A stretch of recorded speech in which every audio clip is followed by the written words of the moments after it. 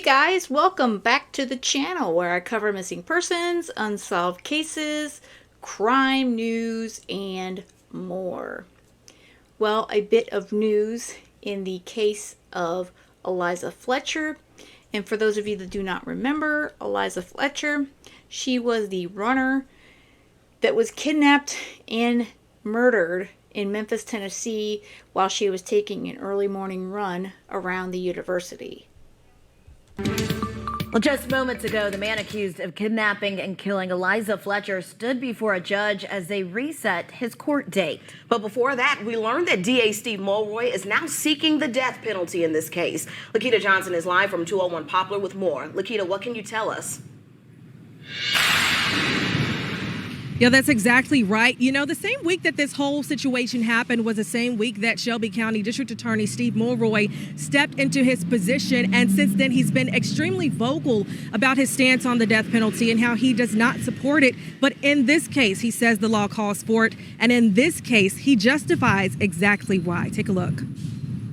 The phrase heinous, atrocious, and cruel is a term of art that is in the statute. It is one of the listed statutory aggravating factors. You have to show at least one of those aggravating factors in order to get the death penalty. And what it refers to is a level of violence that goes above and beyond that necessary in order to cause the death.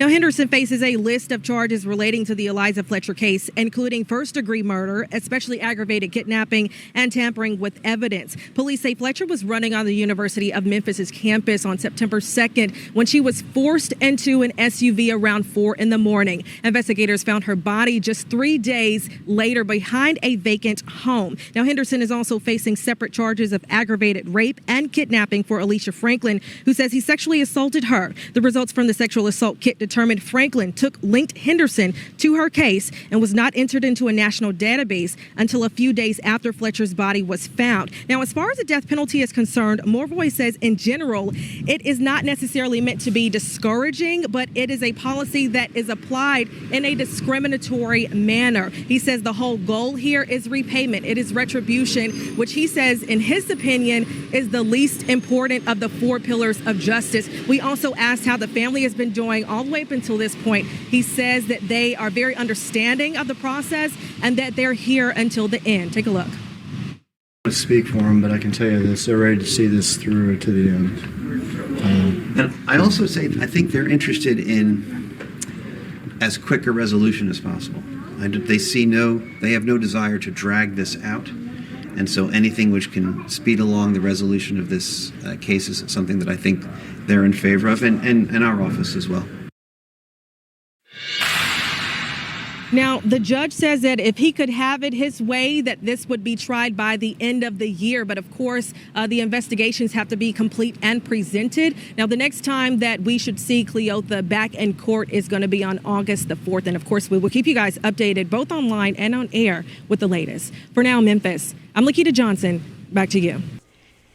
This case really hit for me as a runner and a true crime creator here, and it really hit when I heard about this. And in my local running community in Central Florida, Orlando, this was a big thing, and I know all over the country runners went out to finish Eliza's run, and I had done a video here on the channel for that, and I'll include the link in the information of this video in case anyone would like to check that out as well. But I'm glad to see that they are going for the death penalty in this case.